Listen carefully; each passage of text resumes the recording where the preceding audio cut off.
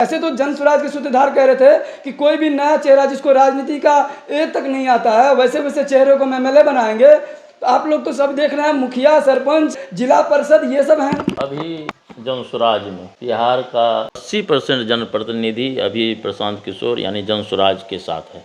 80% लोग जी, उसमें वार्ड सदस्य से लेके जिला परिषद तक के विचारों से प्रभावित हो। जी, इनके विचारों से 80% जनप्रतिनिधि। इस बार क्या लग रहा है कि वास्तव में बिहार में बदलाव होगा या ऐसे ही राजनीति चलेगी?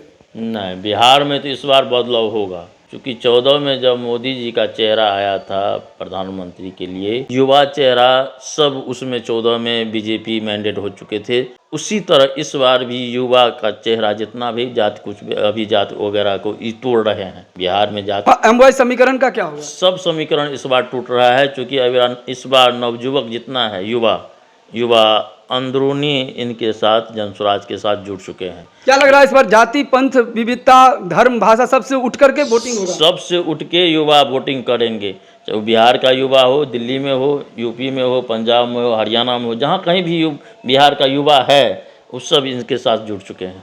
नमस्कार, आप देख रहे हैं न्यूज़ टुडे मिथिला। मैं हूं आपके साथ आकाश मिश्रा। भटसिमर पंचायत पूर्वी के मुखिया इस वक्त हमारे साथ हैं। तो ये राजकुमार राम जी हैं जो मुखिया भी हैं। पूर्व में शुरुआती दौर में ये कांग्रेस में भी जुड़े रहे। कांग्रेस पार्टी के बाद समय आने के बाद जब उनको लगा कि कहीं ना कहीं अलियंस हो चुका है तो गठबंधन में आरजेडी के साथ हुए। उनके बाद ये जदयू ज्वाइन किया। बाद में ऐसा होता है कि जैसे ही पद यात्रा से शुरू होती है, प्रशांत किशोर जन स्वराज के सूत्रधार आंधी की तरह जनप्रतिनिधि दौड़ पड़ते हैं उस रेस में, और अभी लगभग 80% लगभग जनप्रतिनिधि इस तरफ रुझान किए हैं और कहीं ना कहीं इनके विचारधारा से प्रभावित हो चुके हैं। कांग्रेस पार्टी में कब ज्वाइन किए थे आप? कांग्रेस पार्टी में हम पहले से, मेरा शुरू में ही राजनीति स्टार्ट करने के पहले? जी, उस समय हम कांग्रेसी थे। तो कांग्रेसी के विचारधारा से आप बहुत ज़्यादा प्रभावित थे? हाँ, उस समय जो कांग्रेस था, जो आज़ादी के बाद जो हमारे देश का जो स्थिति था उसके मुताबिक कांग्रेस कहाँ तक देश को लाए ये तो देश जानते हैं, देश के जनता लगभग। जो आज का राजनीति और उस समय का राजनीति दोनों में बहुत अंतर है। क्या मुख्य रूप से अंतर देखा जाए तो क्या अंतर लग रहा है? उस समय में सबसे पहले तो नेता सेवा करने के लिए आते थे। उस समय का नेता जो उस एज का और भी दल का कोई भी नेता है। और अब के नेता क्या समाज सेवा में नहीं रहते हैं? अब का नेता तो बिजनेस हो गया है। आज का नेता राजनीति, क्योंकि पूंजी लगाना पड़ता है तो उसको टिकट डोनेट होता है। राजद में भी आप रहे, राष्ट्रीय जनता दल में? जी। तो कौन से नेता से प्रभावित होकर के आए थे राजद में? नहीं, उस समय तो कांग्रेस और उसका जो तालमेल था, आज भी गठबंधन है, तालमेल की वजह से हो गया। हाँ। उसके बाद हम फिर जदयू का जो नीतीश कुमार का जो हुआ 90 में, 1990 में आप जदयू का दामन थामे? हाँ, उसके बाद हम जदयू से प्रभावित हुए। 5 साल का उनका काम बिहार के लिए बहुत अच्छा रहा। आज का जो वर्तमान जो दौर है वो तो आप लोगों से छुपा नहीं है, पूरे जग जाहिर है जो आज बिहार कहाँ पहुँच गया। कहाँ पहुँच गया आप बताइए। बिहार तो आज है, जनता बिहार से आज अभी त्रस्त है। अभी संजय जी जो आए थे जदयू के कार्यकारिणी अध्यक्ष, उन्होंने कहा कि जिस समय में बिहार मिला था उस समय आप लोगों से पूछिए, जग जाहिर है कि उस समय बिहार क्या था, और बिहार में हमने जो विकास किया है आप लोगों से पूछिए, जानिए विकास वास्तव में हुआ है या नहीं हुआ है। पहले की सड़क की स्थिति, पहले का जो व्यवस्था था, क्या उसमें आप बताइए कि अगर आप कोई पार्टी से नहीं है तो व्यक्तिगत आपका क्या विचार है? पहले हम बोले हैं फर्स्ट दौर, जब फर्स्ट 5 वर्षीय जो नीतीश कुमार का बिताया है उसमें बिहार का बहुत विकास हुआ। उसके बाद वो क्या विकास का दौर थम गया?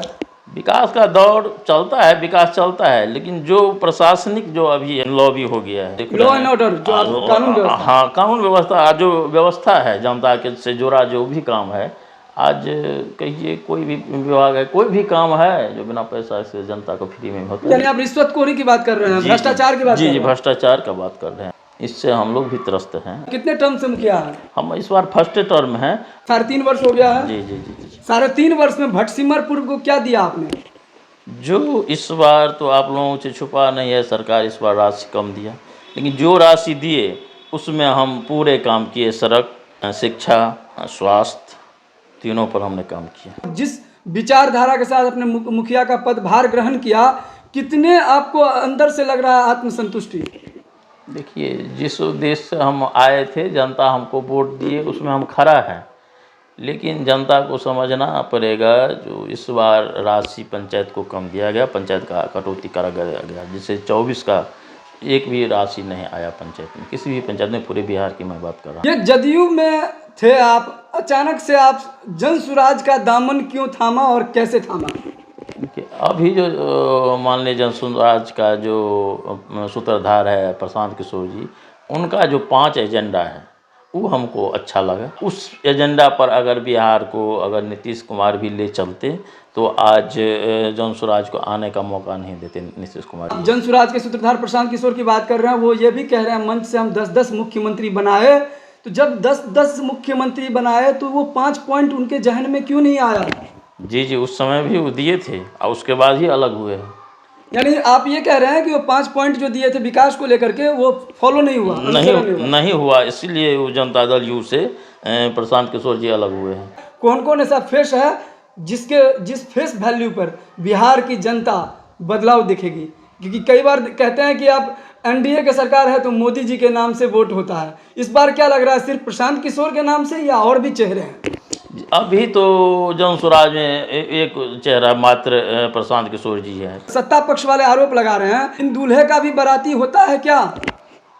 जी जी, ऐसा है बोल रहे हैं, लेकिन लास्ट में पार्टी का और जो नेता है उनके साथ उदय सिंह है, आरसीपी सिंह हैं, मनोज भारती जी हैं और सारे बहुत नेता हैं, उसमें से सब बैठ के एक निर्णय लेंगे। कोई ऐसा चेहरा जैसे मनोज जी को अध्यक्ष बनाए तो कहीं उसका चर्चा नहीं था, समय आएगा तो फिर वो इसी तरह से कोई ना कोई चेहरा निकाल के वो रख देंगे पटल, उनके आंखों में चेहरा बस घूमता होगा। जनसंख्या विस्फोट हो रहा है, लगातार जनसंख्या बढ़ रही है, क्षेत्रफल लिमिटेड है, क्या लग रहा है पलायन रातों रात रुक जाएगा? नहीं, इसमें तो टाइम लगेगा। रोड मैप बना के रखे हैं, जो कैसे पलायन रुकेगा, रोजगार कैसे मिलेगा। कहाँ से चुनाव लड़ने की तैयारी है आपकी? देखिए, हम जहाँ बैठे हैं ये सुरक्षित क्षेत्र है अनुसूचित जाति का, हम उसी वर्ग से आते हैं। 37 राजनगर सुरक्षित विधानसभा है। सब जनता से यही अपील करते हैं जी एक बार इनको भी ट्राई कीजिए, एक बार मौका दीजिए। एक तेजस्वी यादव कह रहे हैं कि 20 महीना हमको मिले तो हम बिहार को जो चमका देंगे। हाँ, वो चमका सकते हैं। आपको उनके बारे में भी भरोसा है कि चमका देंगे? जनता आप मजाकिया कर रहे हैं? नहीं, वो तो जनता सब देख रहे हैं, सोच रहे हैं। जनता अब उतना मूर्ख नहीं है, बिहार का हर एक बारीकी से हर पार्टी को, हर नेता को देख रहे हैं। सत्ता पक्ष में कह रहे हैं कि अब की बार फिर 2025 फिर से नीतीश सरकार कह रहे हैं, तो जनता का निर्णय है, जनता क्या करेंगे नहीं करेंगे, मालिक तो जनते ही है। राजनगर विधानसभा क्षेत्र से यहाँ पर संभावित प्रत्याशी हैं, उस रेस में किन्हें टिकट मिलना चाहिए, अपनी प्रतिक्रिया लिखिए और इस वीडियो को ज़्यादा शेयर कीजिए। मधुबनी मिथिला के तमाम खबर के साथ लगातार देखते रहिए न्यूज़ टुडे मिथिला।